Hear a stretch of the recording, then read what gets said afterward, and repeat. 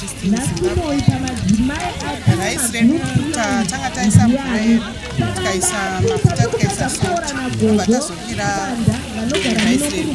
Ndobva tangokurunga kuti risangane, ndokubva ndazorega rakadaro kusvikira raibva, tichiritarisa kuti ibva zvakanaka here. So tikatarisa raisi renyu ramabikira amaita, kuona kwenyu rabuda zvakaita sei?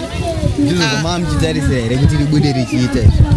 Ndinoona sokuti raibva because ranyatsoregedza rasiyana. Aiwa, tinoda kutendai. Ko spaghetti yenyu maibika sei? Spaghetti taiboilisa mvura, tikabva taisa ndokubva tazorirunga kuti riregedze, ndokubva tazopedza ndokubva takira kuti ribve starch. Saka tikabva tazoleya rabuda sezvamanga muchitarisa?